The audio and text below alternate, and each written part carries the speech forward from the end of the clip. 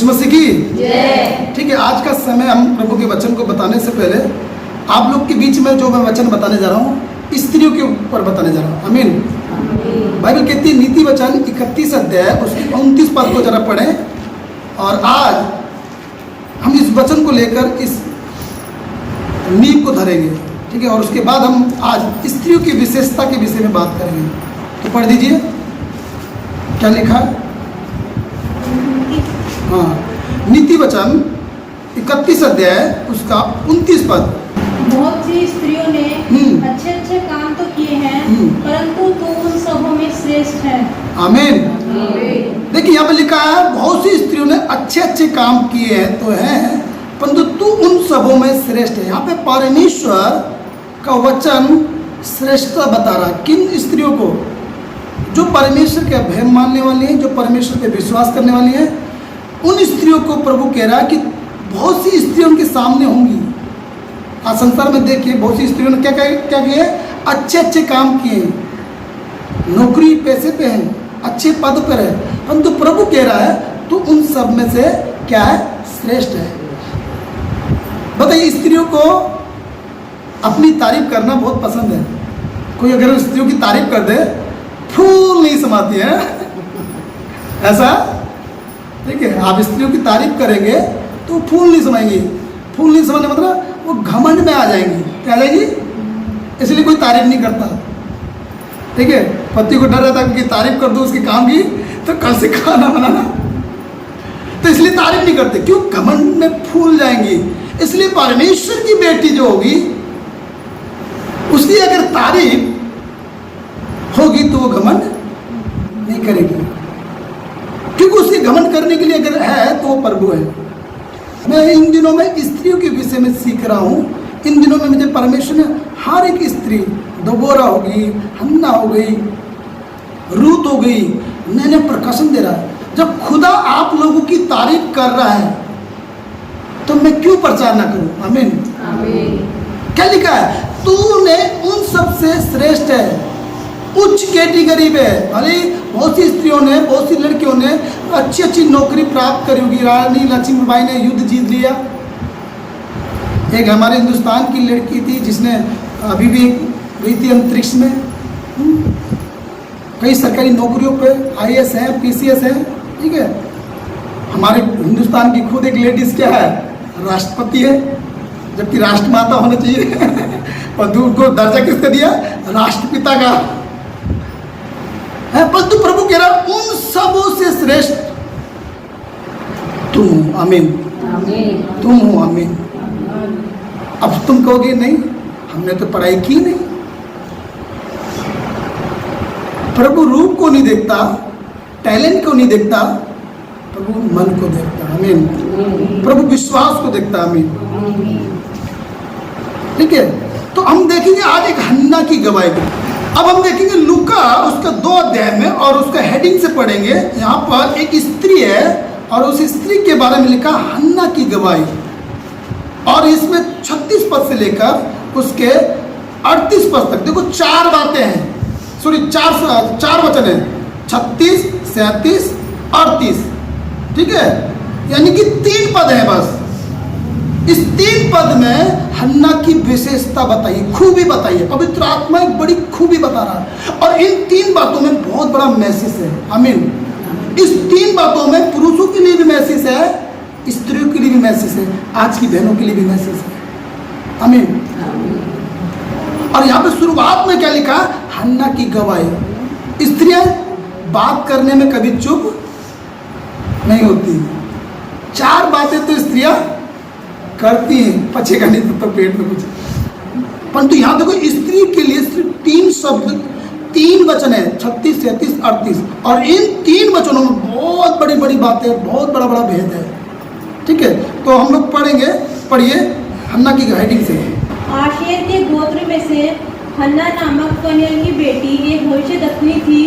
वह बहुत बूढ़ी थी और विवाह होने के बाद 7 वर्ष अपने पति के साथ रह पाई थी। वह 84 वर्ष से विधवा थी और मंदिर को नहीं छोड़ती थी, पर उपवास और प्रार्थना कर करके रात दिन उपासना किया करती थी। और वह उस घड़ी वहां आकर प्रभु का धन्यवाद करने लगी और उन सबों से जो यरूशलेम के छुटकारे की बाट जोहते थे उस बालक के विषय में बातें करने लगी। आमीन। ठीक है, यहाँ पर लिखा है हन्ना की गवाही, और लिखा 36 पद में आसेर के गोत्र में से हन्ना नाम की फुनूएल की एक बेटी थी। ये क्या थी? भविष्यवक्ता थी। क्या थी? अब जानते हैं यीशु मसीह के जन्म के उपरांत जन्म हुआ है और 8वें दिन यीशु मसीह को यरूशलेम के भवन में लेके आए हैं और यहाँ पर शमौन नाम का एक प्रभु का दास मिलता है। और उसके बाद यदि कोई मिलती है तो एक स्त्री मिलती है, और वो स्त्री ऐसी नहीं है, वो भविष्यवक्ता है। क्या है? भविष्यवक्ता है। और इसके साथ इसका गोत्र जोड़ा गया है। गोत्र किसका जोड़ा जाता है? पति का ना। ये गोत्र जोड़ा जा रहा है इसका। कौन सी गोत्र की है? आशेर गोत्र की। और आशेर के गोत्र को क्या आशीष मिली थी? पढ़िए जरा उत्पत्ति उसका 39 अध्याय उसका 20 पद पढ़ दो। आशेर से जो अन्न उत्पन्न होगा वह उत्तम होगा और वह राजा के योग्य स्वादिष्ट भोजन दिया करेगा। क्या लिखा है यहाँ पर? आशेर के गोत्र से क्या पैदा होगा? अन्न। और कौन सा अन्न? उत्तम। और वो राजा को क्या देगा? स्वादिष्ट भोजन दिया करेगा। ये गोत्र की ब्लेसिंग थी।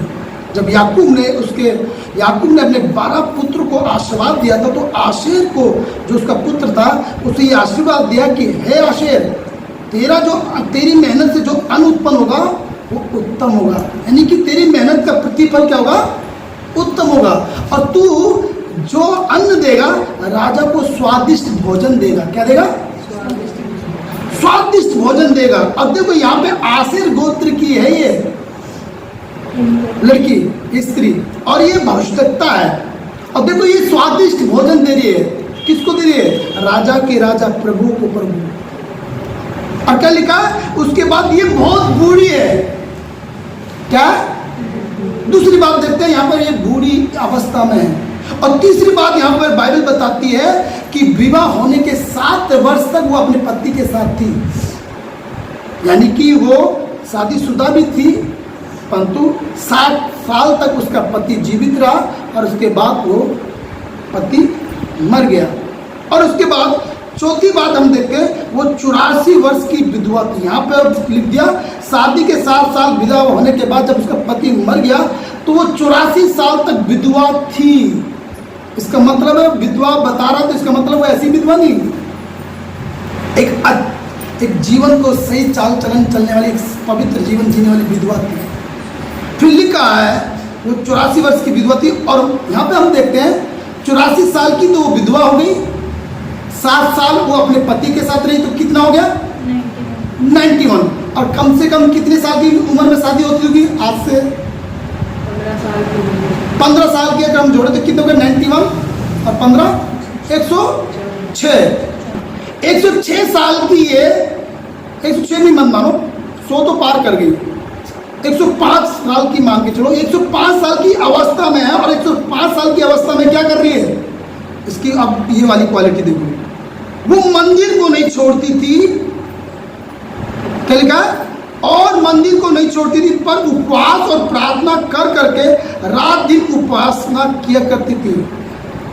पहली बात इसमें कि मंदिर को नहीं छोड़ रही है। क्या नहीं छोड़ रही है? फिर दूसरी बात और देखते हैं, प्रभु किससे जुड़ी हुई, इसके व्यक्तिगत जीवन को देखते हैं। पवित्रता का जीवन है, 7 साल है, ठीक है, हन्ना नाम की है, भविष्यवक्ता है और आशेर की गोत्र की। परंतु प्रभु के अगर हम उसमें भाग में देखें तो ये प्रभु के मैटर में, प्रभु की आस्था में ये मंदिर को नहीं छोड़ती है। क्या नहीं छोड़ती है? फिर दूसरी बात, उपवास प्रार्थना कर करके, यानी कि किसी दिन मन नहीं कर रहा है प्रार्थना करने का, मन नहीं कर रहा उपवास करने, सॉरी किसी दिन प्रार्थना करने का मन नहीं कर रहा, तो उस दिन क्या करेगी ये? क्योंकि आज मेरा मन प्रार्थना का नहीं कर रहा है, ओहो शैतान कटे, उपवास के साथ आ गया। क्या लिखा है? ये उपवास प्रार्थना कर करके रात दिन उपासना करती। रात दिन का मतलब नाइट में भी ये प्रार्थना में बैठती थी, नींद का उपवास, रात्रि भर उपवास प्रार्थना, रात्रि भर प्रार्थना करती थी। बोलो मसीह की। और किसकी बात जोड़ रही थी? उसी घड़ी आकर प्रभु का धन्यवाद लगी, यानी कि प्रभु यीशु मसीह के जन्म को देखा, यीशु मसीह के उद्धार को देखा, और उसके बाद उसी घड़ी आकर प्रभु का धन्यवाद करने लगी। और जो यरूशलेम की बात जोते थे, छुटकारे की बात जोते थे, उस बालक के विषय में बात करने लगे। किसके बारे में बात करने लगी? अब यहां पर हम देखते हैं पुरुषों के लिए एक संदेश है, भविष्यद्वक्ता के लिए संदेश है। अगर कोई भविष्यद्वक्ता है, चाहे वो स्त्री है चाहे पुरुष है, उसके अंदर पहली क्वालिटी क्या होगी?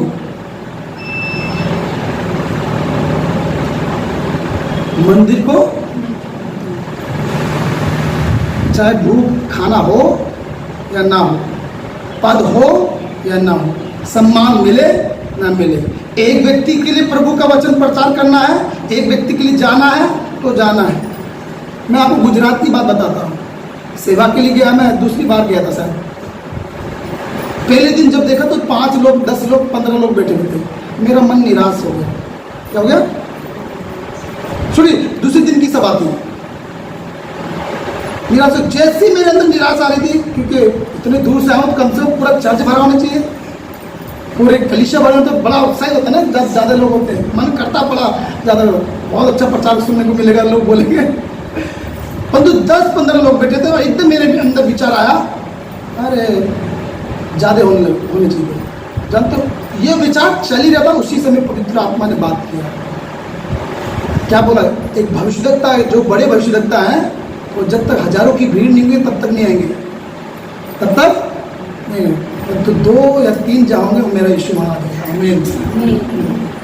जहाँ 2 या 3 इकट्ठा होंगे वहाँ यीशु आ जाएगा। परंतु एक बड़ा भविष्यद्वक्ता जब तक 1000-10,000 की भीड़ नहीं होगी तब तक नहीं आएगा प्रचार करने के लिए, तब तक नहीं आएगा चंगाई के लिए। परंतु यीशु मसीह कहता है कि जहाँ 2 या 3 होंगे मेरे नाम से इकट्ठे मैं वहाँ आ जाऊँ। जैसी पवित्र आत्मा ने बात किया कि 2 या 3 होंगे, यीशु आ जाएगा, मेरा दिल खुश हो गया, मैं बड़े अच्छे से प्रभु का वचन पढ़ा। और जानते हैं, ऐसा नहीं है, प्रभु जो मन में आया था प्रभु दिखाता। अगले दिन, तीसरे दिन जब सभा होने लगी, उस दिन गाड़ियां भर भर के आई। आमीन। बोलो यीशु मसीह। तब मैंने एक चीज सीखा, प्रभु अगर कोई एक व्यक्ति के लिए भी मुझे कहीं भेजेगा तो मैं जाऊंगा। परसों यही हुआ, परसों यही, यहाँ पे दान भेंट मिलता, मुझे पता है।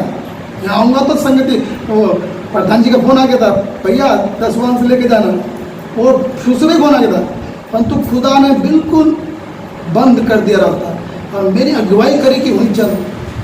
और वहाँ जब गया तो एक व्यक्ति से नहीं, कई लोगों से बात किया, और जिस व्यक्ति से बात करना था उस व्यक्ति से बात करा। मैं समझ गया, शाम तक मैंने बताया ना, शाम तक पता चल जाएगा मुझे क्यों प्रभु भेज रहा है। कि खुदा भेज देता है, इधर जा उधर जा उधर, या तो प्रभु इस्तेमाल करेगा आप लोगों को। सुनिए, पहली बात वो मंदिर को नहीं छोड़ती थी। एक भविष्यद्वक्ता कभी भी कैसे भी हाल हो, खुदा से बात करना, खुदा के साथ संगति नहीं छोड़ता। आमीन। ये पासवान के ऊपर भी आ सकता है, तुम भविष्यद्वक्ता होते हैं। फिर दूसरी बात, वो क्या करता था? रात दिन उपवास प्रार्थना करते थे। एक भविष्यद्वक्ता का जीवन एक मैसेज है इस लेडीज के द्वारा। देखो प्रभु ने पुराने नियम में भविष्यद्वक्ता के द्वारा बात करी, परंतु नए नियम में भविष्यद्वक्ताओं के लिए एक स्त्री के द्वारा प्रभु बात कर रहा है। आज जो भी भविष्यद्वक्ता बने हैं, या खुद नाम जोड़ा या खुदा ने भविष्यद्वक्ता ठहराया है, परंतु उन भविष्यद्वक्ताओं के लिए, आज के भविष्यद्वक्ताओं के लिए खुदा ने उस भविष्यद्वक्ता को ठहराया ताकि उसके जीवन से आज के भविष्यद्वक्ता सीखे। पहली बात, भविष्यद्वक्ता जो भी होगा, रोटी मिले नहीं मिले, आज के लिए भविष्यद्वक्ता क्या है? कार चाहिए, पैदल नहीं जाएंगे। उस समय के भविष्यद्वक्ता तो दौड़े चले जाते थे। आज के भविष्यद्वक्ता तो भूखे नहीं रहने। किस चीज़ के भूखे हैं? झूठे भविष्यद्वक्ता, पैसों को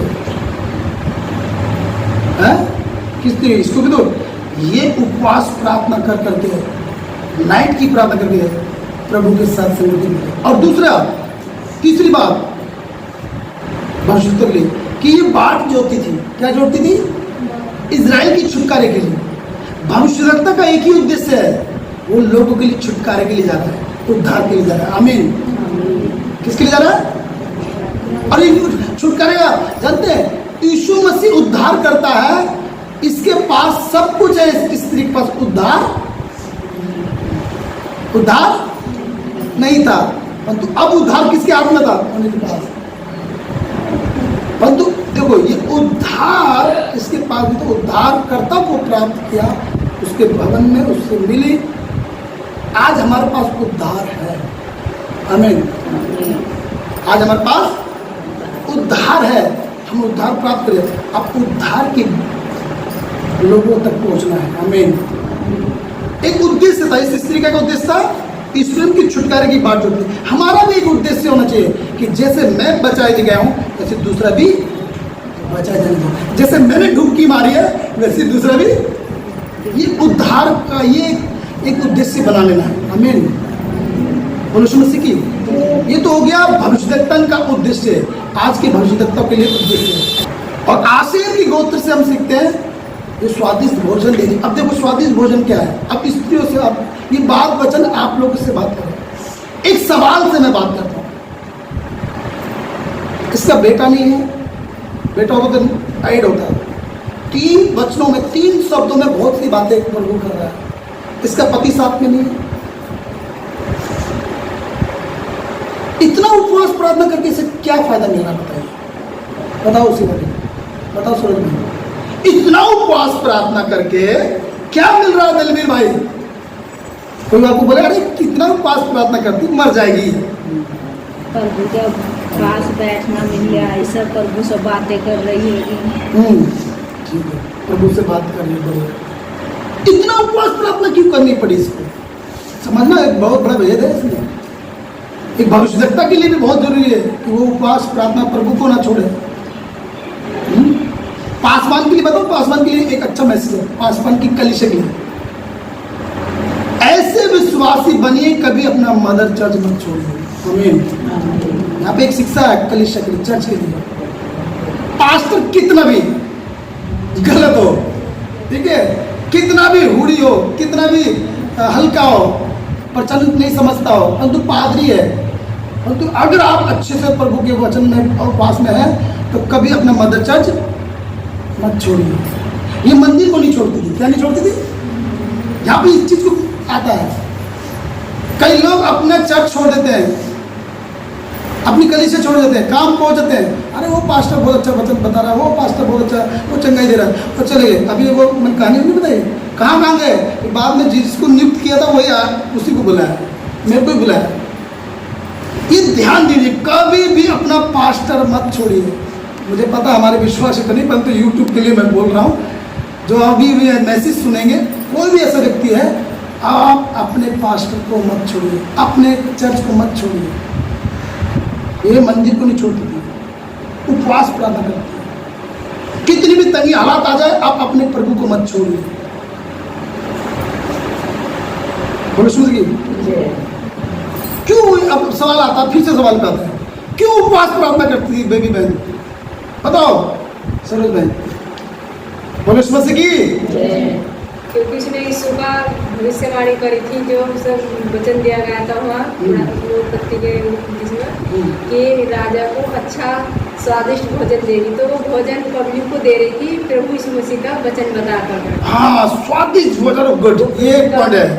वो स्वादिष्ट भोजन दे रही, यानी कि प्रभु की वचन को दे रही थी यरूशलेम में, और सबका बाट जो रही थी प्रभु के आने, और वो प्रभु की बाट जो रही थी। हमारा एक उद्देश्य है प्रभु का उद्धार लोगों तक जाना चाहिए, एक भविष्यद्वक्ता का भी, एक हर एक विश्वासी का। और एक उद्देश्य अब हमारा और बन गया यीशु के आने का। हमें बाट जोड़नी, किसकी?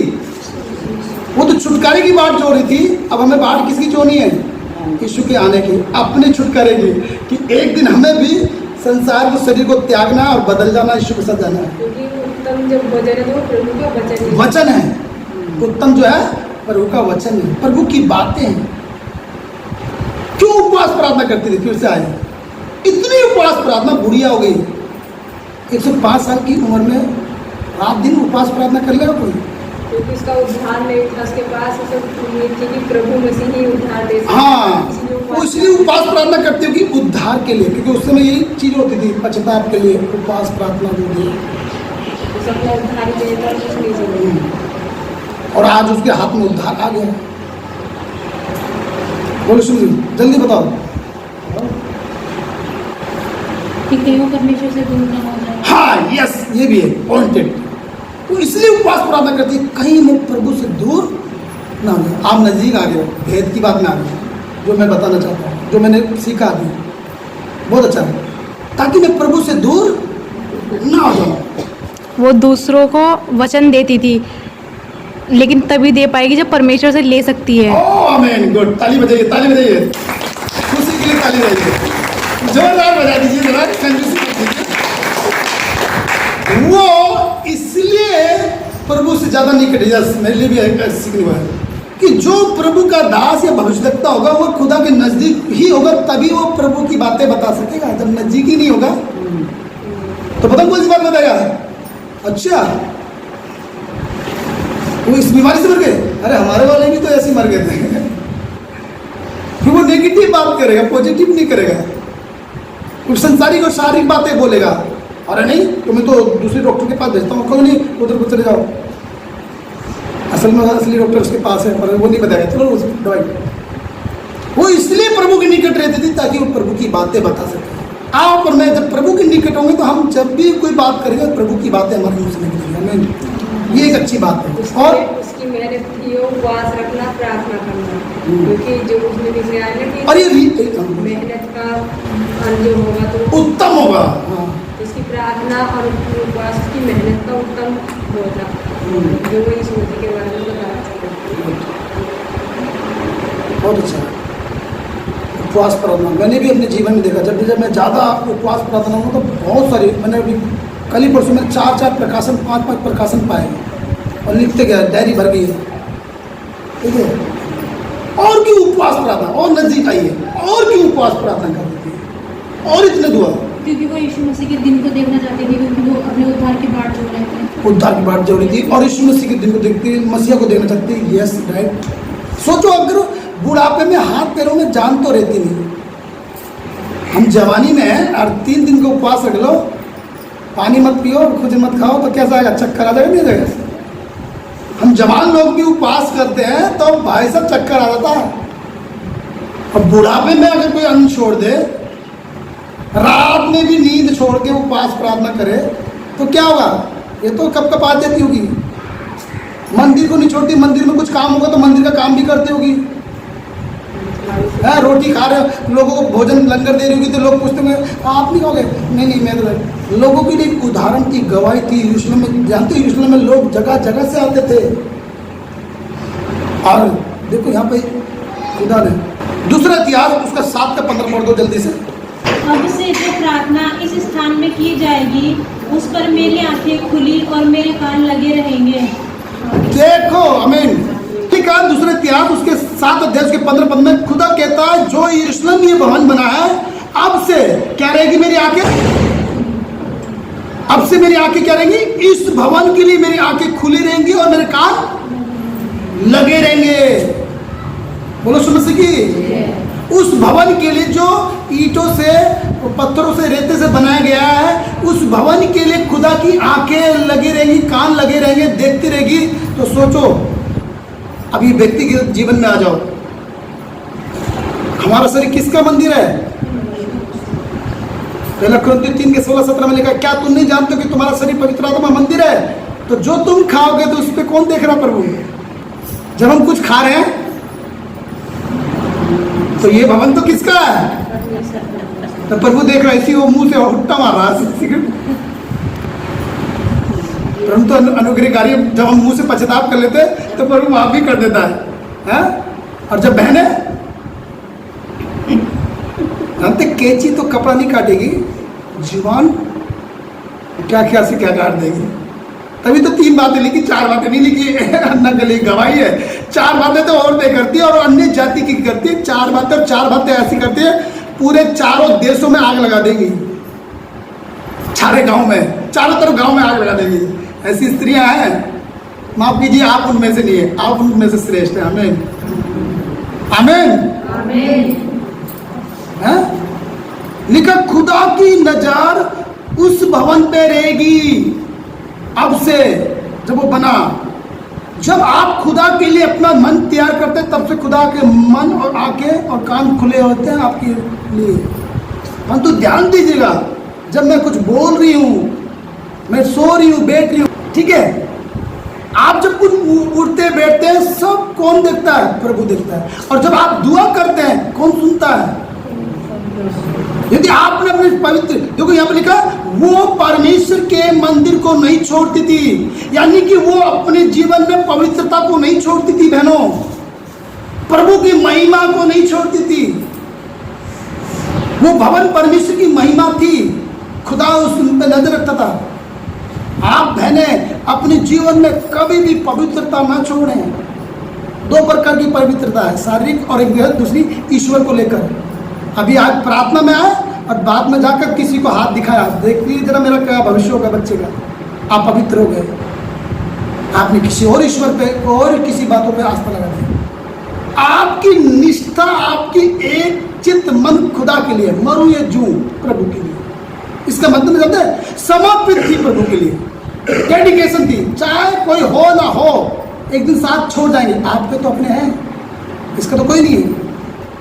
कि प्रभु को नहीं छोड़ दिए, प्रभु को नहीं त्याग दिया, प्रभु की महिमा कर रही है। जानते हैं, स्वादिष्ट भोजन दे रही है प्रभु को, महिमा दे रही है। क्या आप ऐसी बहन है जो प्रभु को महिमा दे रही है, दुआ कर रही हैं, उपवास कर रही हैं, लगे पड़े, कोई समझे ना समझे, तुच्छ जान रहे हैं, ऊपर जान, आप तो लगे पड़े प्रार्थना सुन, आपको प्रभु देख रहा, आपकी बातों को प्रभु सुन रहा, आप प्रभु की महिमा कर रहे हैं, स्वादिष्ट भोजन दे रहे हैं प्रभु को। हमें ऐसी स्त्री बने, बोलो यीशु मसीह की। ऐसे हमारे कलीसिया के लोग करते हैं। धन्यवाद। फिर से आ जाते सवाल पर, क्यों उपवास प्रार्थना करती थी? बोलो बहन, क्यों उपवास प्रार्थना करती थी? अगर कोई उपवास प्रार्थना नहीं करता तो आप आज की मीटिंग को सुनकर उपवास प्रार्थना करने लगेगा। बताओ बहनों, क्यों उपवास प्रार्थना करती थी? लिखा उपवास प्रार्थना कर करके रात दिन उपासना करती थी। वो प्रभु से दूर हो जाएगी तो कौन नजदीक आ जाएगा? क्या होगा जब वो प्रभु से दूर हो जाएगी? वो भविष्यवक्ता थी, ध्यान ना, एक चुना हुआ पर्सन थी। अपने आप को जांचना, आप एक चुने हुए हैं तो आप एक, ध्यान में चुने हुए, आप अलग किए हुए तो आपने जिम्मेदारी को संभालिएगा। थोड़ा से भी प्रभु से नजदीक दूरी हटी, शैतान आएगा, भरमाएगा। किसको भरमाया? हवा को। है? और उसका आज भी तीर किस पे रहता है? स्त्रियों। सबसे ज्यादा तीर किस पे होता है? स्त्रियों पर। दुष्ट आत्मा से ज्यादा, बाइबल में तो वैसे पूरा गया, परंतु अधिकतर देना सबसे ज्यादा दुष्ट आत्मा किसको लगी होती है? क्यों लग जाती है? हाँ? अब आ जाते हैं पॉइंट पकड़िए, आप इसे तमूंगा। क्यों स्त्रियों को लग जाती है जल्दी दुष्ट आत्मा? क्यों भरमाने में आ जाती है? क्यों पकड़ लेता है? बताओ। सब जानबो ना, वहाँ अच्छा तो वहीं चली जाएगी, वहाँ अच्छा बताओ ना, वहीं चली जाएगी। वो सब जानबो दिखने को वहाँ बढ़िया था, बढ़िया बढ़िया पर कोई बात। आप सुनिए और बताओ, क्यों दुष्ट आत्मा पकड़ लेती है स्त्रियों को? ऐसा नहीं कि मेरी वाइफ को नहीं पकड़ा, अटैक किया मेरी वाइफ पे भी, ठीक है। और जो धन्यवाद है, जब उपवास प्रार्थना दुआ में बैठे और अन्य भाषा में प्रार्थना करते गए, वो दूर भागा। जानते हैं, मर्द के पास कोई गम होगा ना, वो सह लेगा, है ना? क्यों भाई साहब? कोई बात हो जाए, कुछ घटना हो जाए, मर्द जो है, जेंट्स जो है, पहाड़ जैसा दुख होगा ना, सीने पे रख लेगा। किस पे? किस पे? सीने पे। परंतु बाथरूम में या रसोई घर में एक चूहा या छिपकली कुचल कुचल के कूद के आ जाए तो स्त्री कहाँ जाएगी? मर्द के सामने सांप भी आ जाए तो शेर भी आ जाए, लहधार रहा, मैं भी तेरा बाप हूँ, आ जा। परंतु स्त्रियों को देखना, रूम में छिपकली कूद के आ गई तो कूद के कहाँ जाएंगे? डर के मारे। इसको मतलब जानते हैं, मर्द जो है, जेंट्स जो है, वो अपने दुख का पहाड़ अपने सीने पर रख लेगा, परंतु कभी उसके आंसू, गम तो उसको भी रहेगा, दुख तो उसको भी रहेगा, परंतु कभी आंसू के साथ जहर, छोटी सी चींटी काट जाए तो आंसू किसके आएंगे? जेंट्स के या लेडीज के? सबसे ज्यादा भावनात्मक भाव में बहने वाली कौन है? जेंट्स है, लेडीज है। और शैतान को सबसे तरह का ये है, जहाँ आप भावनात्मक हुए वहीं पर गेम खेल जाएगा, वहीं पकड़ लेगा, आ मेरे कब्जे में, आ मेरे इसमें। हवा के पास इसलिए था, उसको विचार पर डाल दिया, इसको गम नहीं था। अभी सोचना, क्या आपका पति मर गया? अभी तो आपकी शादी नहीं, कुछ लोग हुई थी, टेंशन मत लो। क्या आपका पति गुजर गया? क्या आपके बच्चे नहीं हुए?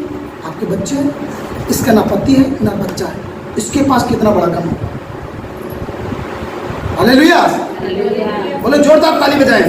इस स्त्री की प्रशंसा हो रही है, इस स्त्री की प्रशंसा नहीं। देखो खुदा किसी का कुछ कर देना नहीं, खुदा ने इसको इसीलिए रखा ताकि तू तेरे जाने के बाद तेरी प्रशंसा करेंगे पास्टर अमर, आमीन। पास्टर अमर की कलीसिया प्रशंसा करेंगे, जो यूट्यूब में सुनेंगे वो प्रशंसा करेंगे। ये स्त्री के पास गम नहीं था, पति 7 साल थे, थोड़ा घूमने रहने के लिए थे। 7 साल क्या होते हैं, घूमते घूमते अचानक पति गुजर गया, कितना बड़ा सदमा आया। पीछे औलाद भी नहीं छोड़ के गया, जिसके सारे सब देख कर रेलू। फिर जीवन का डर, 84 साल पहले तो सुंदर होगी, ठीक ठाक होगी, लंबी तो लंबी हुई, किसी की गलत नजर ना हो, अपने आप को बचा के रखा, भवन में रहे। जिसको डांसर में नहीं गई है, डीजे में नहीं गई, नाचने कूदने, भवन में रही, अपने आप को कंट्रोल में रखा, खुदा के नियंत्रण में रही, अधीनता में रही, अनुशासन में रही। मंदिर में रहने का मतलब है अनुशासन में रहना। बाइबल में लिखा, जानते हैं, इसने आत्मिक सुंदरता ली, आमीन। क्या लिखा बाइबल में? पतरस कहता है, पौलुस कहता है कि तुम्हारी सुंदरता आत्मिक होना चाहिए। तुम श्रृंगार करो तो आत्मिक घेनों से नहीं, सांसारिक घेनों से नहीं, आत्मिक घेनों से। जब आप खुदा की आत्मा के अधीनता में रहेंगी, आप कुछ चीजों को छोड़ोगे, संसार से, संसार का लगाव को त्यागोगे, ये आत्मिक सुंदरता है। और जब आपके जीवन में आत्मिक सुंदरता रहेगी तो खुदा की नजर किधर रहेगी? हाँ, माफ कीजिए, मैं थोड़ा सा बोलूंगा।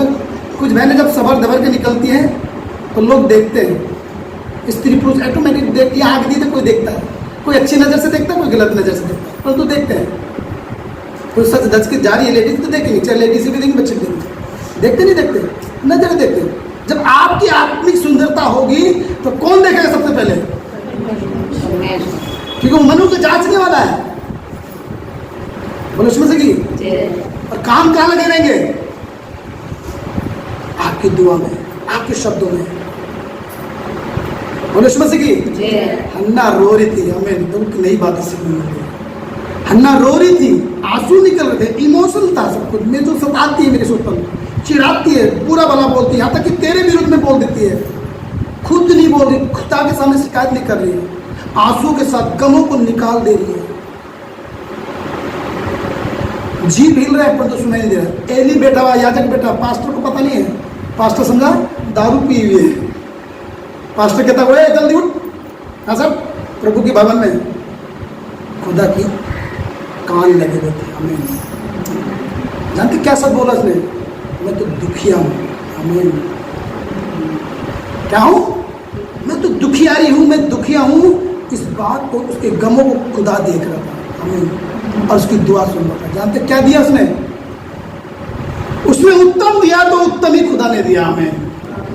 उसने अपने बेटे को ही दे दिया, उत्तम भोजन दे दिया, अन्न दे दिया, स्वादिष्ट भोजन दिया, स्वादिष्ट आराधना करी, स्वादिष्ट प्रार्थना करी। बोलो सुमसी की, ये उपवास प्रार्थना कर करके स्वादिष्ट भोजन देती थी। इस स्त्री ने शैतान को मौका ही नहीं दिया। रात में आएगा सपने के दौरान, ले रात में भी प्रार्थना कर रही है, उपवास कर रही, एंट्री नहीं दी शैतान को भरमाने की। बोलो सुमसी की। आयु की जब परीक्षा हुई तो शैतान ने किसको अटैक करा है? जब अयूब की परीक्षा हुई तो उसका बेटा बेटी मर गए सब लोग। जानते हैं शैतान ने मेन पॉइंट पकड़ा। हाँ, पत्नी को जब झगड़ा ना तो जाते पहले तो वो निंदा तो करके आ गई थी प्रभु की, वो तो आगे थी चंगुल में, किसके? शैतान के। और जानते आके अब कंट्रोल में था, अब शैतान उसके थ्रू बात करता। क्या क्या बोलती है, तू क्या अभी भी खराई नहीं बने रहेगा? क्या अभी भी तू प्रभु में बने रहेगा? निंदा कर, इसका मतलब वो पहले करके आ गई थी, बेकार में आ गई। तो कितने अच्छे से हैंडल करा उसने अपनी पत्नी को, कि जिस परमेश्वर सुख लेते थे, क्या दुख ना नहीं, उसका नाम धन्य है। बोले सुनो सकी, इसने शैतान को जगह ही नहीं पड़ने दिया। एक उद्देश्य था, खुदा की बाट जोड़ी थी। हमारा उद्देश्य, कलीसिया का उद्देश्य यही होना चाहिए। ये आत्मिक दुल्हन भी दर्शाती है, इसमें पुरुष स्त्री आते हैं। हमारा उद्देश्य यीशु का आगमन करना चाहिए, बाट जोड़ते रहनी चाहिए, और एंट्री नहीं होने देना। उपवास प्रार्थना करके खुदा को नहीं छोड़ते थे, अपने प्रभु को नहीं छोड़ना। कैसे भी हालात आ जाए, कैसे भी परिस्थिति आ जाए, हम किसको मानते रहना है? प्रभु को मानते रहना है। आमीन। हमें साफ लिखा है कि उसने शैतान को मौका नहीं दिया। भरमाने का काम शैतान करता है। और जानते आज, अब छोड़ी स्त्री को, छोड़े, अब कलीसिया को भरमा रहा है शैतान। कोई सी भी कलीसिया को भरमा ले रहा है, किसी भी पास्टर को भरमा ले रहा है, और उसके द्वारा यूट्यूब में या किसी में भी गलत शिक्षा आ जा रही है, एक दूसरे को उसका दे रहा है। अब ये कर वचन से ही भरमा दे रहा है, वचन से ही क्या कर दे रहा है? बेकार भी मिला दे रहा है, बीच भाइयों में बीच में लड़ाई झगड़ा कर दे रहा है, एक दूसरे के विरोध में बोले जा रहा है। बोलो सुन सकी, लिखा हन्ना की गवाही है, वो आसेर गोत्र की थी, उत्तम भोजन देती थी। आप वो कलीसिया हो जो उत्तम भोजन दे, प्रभु की एक अच्छी संगति करने वाली बहन हो, आप एक अच्छा पवित्र तरह जीवन जीने वाली हो, एक अच्छी महिमा करने वाली बहन हो। ये प्रभु को, ये ऐसी कलीसिया होनी चाहिए। इसका मतलब है ऐसी कलीसिया होनी चाहिए जो एक चित्त एक मन की होती थी। बोलो यीशु मसीह की। आज हम प्रभु भोज तोड़ेंगे, ये क्या है? प्रभु की महिमा करने वाली एक चित्त एक मन की थी। अगर वो सभी लोग प्रभु भोज लेने वाले थे, सभी बपतिस्मा लेने वाले थे, 2-4 दिन महीने कोई लोग विश्वास करते थे, वो भी आ जाते थे। चलो भाई, तू भी रोटी तो रोटी है, तूने प्रभु भोज लेनी तो मैं भी बपतिस्मा लूँ और ले भाई। किसी के बहकावे में नहीं आ रही। एक चित्त एक मन, एक ही आराधना, एक ही उपासना, एक ही प्रभु, एक ही शिक्षा को लेके फॉलो कर रही है। पेरुकान 2:38 में, और वो प्रभु को स्वादिष्ट संगति दे रही है, अच्छी संगति दे रही है, जीवित संगति दे रही है, मरी हुई संगति नहीं। बोलो सुनो सुनो, ध्यान देना, जब आपके जीवन में कोई गम हो, मेरे जीवन में मैं भी कल प्रभु की दुल्हन हूँ, कलीसिया हूँ, मेरे जीवन में कई सारी बातें थी, परंतु जानते ये क्या करती थी? अगर रात में रोना है तो किसके पास रोती थी? दिन में रोना है तो प्रभु के सामने रोती थी। अपने आंसू, अपने गमों को किसके सामने दे देती? और फ्री माइंड हो जाती। हाँ रे, औरत अगर लेडीज, ये मैंने देखा है, सेवा ही करता हूँ, तो अगर लेडीज अगर रो दे तो उसका मन हल्का हो जाता, फ्री हो जाती है। अगर लेडीज रोए ही नहीं तो क्या होगा? ब्लास्ट होगा। क्या होगा? किसी दिन घर में चिल्लाने की आवाज आएगी, तो इसलिए लेडीज अगर रो देती है, ये भी है, उसके आंसुओं में सारा गम चला गया। हमें भी कलीसिया है प्रभु की। यदि कुछ प्रभु से प्राप्त नहीं हुआ, प्रभु से कुछ चीजें हमारे जीवन में दूर है आज की, कोई बात नहीं, कोई गम है, कोई बात है, प्रभु के सामने अपने आप को रख दिया, आंसू उड़ेल दिए, और उसके बाद धन्यवाद, अपने उद्देश्य में चल दो, अपने उद्देश्य फिर से स्टार्ट कर दो। आमीन। लिखा हन्ना की गवाही। यीशु मसीह की। आइए प्रार्थना करें, दुआ में जाएं।